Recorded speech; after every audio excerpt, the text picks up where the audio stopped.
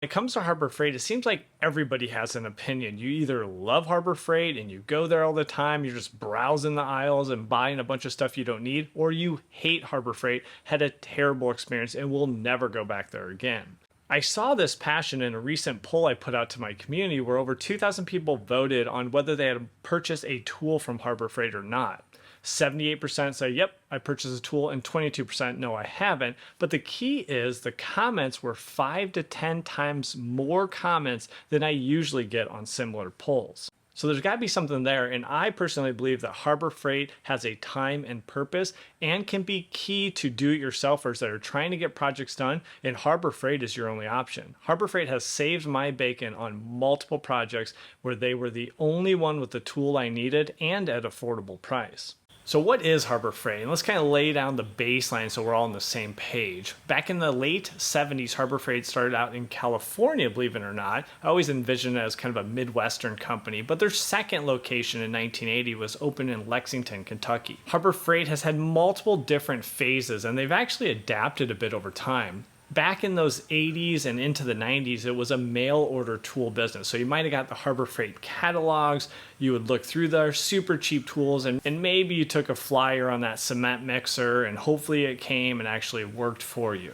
Then Harbor Freight started expanding out its locations in the 90s and into the 2000s, and you might have been getting the coupons and kind of your weekly circular where you'd always get Harbor Freight coupons, and it was really a coupon-driven business with more and more store locations. And then modern day Harbor Freight, which is expanding pretty aggressively over the last decade, and now they're up to 1,300 stores in 48 states, and that's compared to Home Depot that has right under 2,000 at 1,994 stores. In this latest phase, actually Harbor Freight really went in on customer data. You stopped seeing coupons just being blasted in the weekly circulars, and they always wanted your phone number and your email address so they could send you the coupons in your email.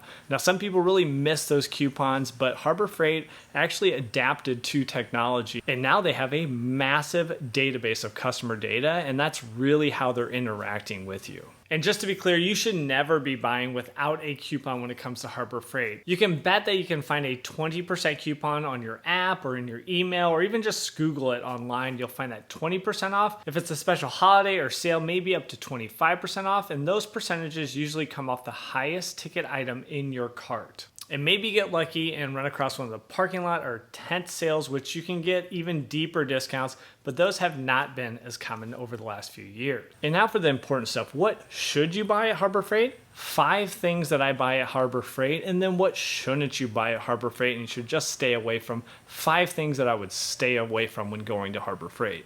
So number 1 on my list of what I actually would buy and have bought, here's an example right here, and that is what's called a toe kick saw. This is a specialty tool to give you a flush cut when you're cutting out that old subfloor, doing some flooring, and you want to get right up to the toe kick on a vanity or a kitchen sink or your kitchen cabinets. That's when this comes in handy, and it can save you hours and hours of messing with your oscillating tool.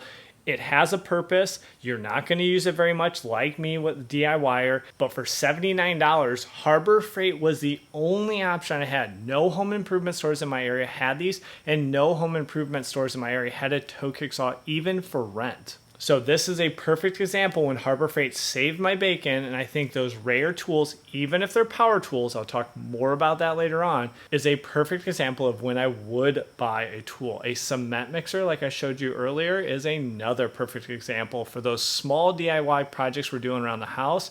We just need that cement mixer, and it's probably going to be cheaper than actually renting one.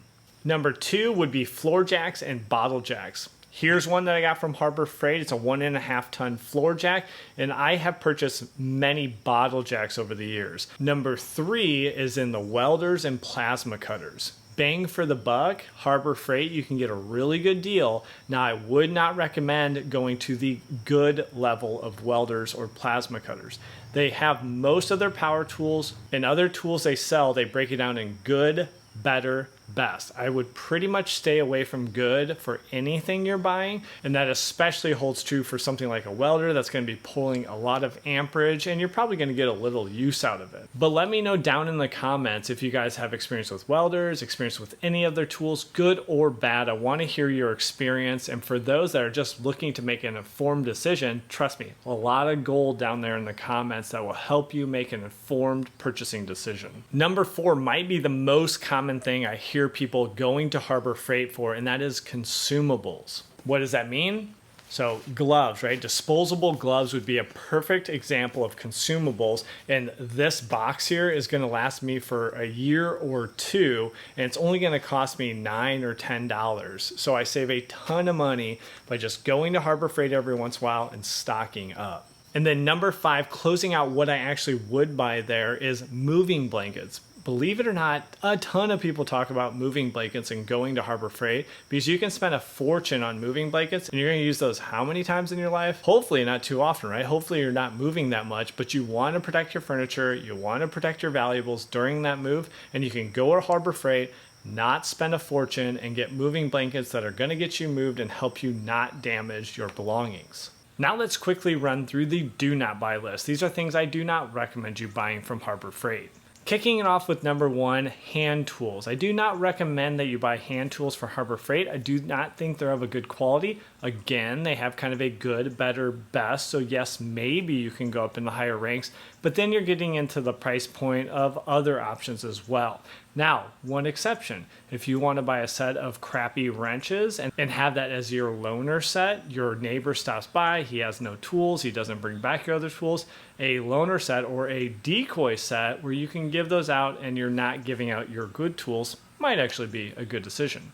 Number 2, drill bits, saw blades, grinder wheels, these type of things I stick away from Harbor Freight. Now, yes, you can get them super cheap. You can get a whole set for maybe just 1 or 2 Milwaukee or Makita or DeWalt drill bit, but I just wouldn't do it. They're going to break, they're not going to stay sharp for very long, and I just stick away from any of those sections at Harbor Freight. Number 3 is anything on the low end. This is usually most applicable to power tools, that good level, which there's multiple different brand names for that, whether it's a corded tool or cordless tool or a different type of tool. There's many different, and Harbor Freight actually has a lot of different options, makes things pretty confusing. But the lower end, I would just stay away from. It's most likely not going to get through even 1 or 2 uses, especially if you have a little bit larger job at the house. Number 4, power tools. Now again, you have many options at Harbor Freight, and actually some people swear by the Hercules series, which is their higher end series. But I would argue once you go into that series, you're starting to get into the price point where DeWalt, Milwaukee, Makita are kind of reachable at that price point. And then you also have Ryobi, which might actually be cheaper, and you have a lot of tools at your disposal at pretty much any Home Depot. So power tools, whether they're cordless or corded, and they're not the specialty tools that we talked about earlier, I would just stick away from those. And then number 5, if there's any name brand items there, you'll see some Gorilla Glue, some Gorilla Tape, and other name brand products at Harbor Freight. They're actually more expensive. So for instance, the wood glue at Harbor Freight is more expensive there than me just going to Menards, which I can get at Menards for actually a few dollars cheaper. So I do not recommend anything that's a name brand that you see in other stores because it's not necessarily going to be cheaper at Harbor Freight. Again, I want to know your comments down below. Let me know what you think and your experience with Harbor Freight. Again, I think it serves a purpose and it can be leveraged to get you through projects around the house. Now, if you want a little bit more information about a different store, check out this video right here and I'll help you decode the clearance price tags at Home Depot, where you actually might be able to get products for only 1 penny. So thanks for joining me on this video, and we'll catch you on that next one. Take care.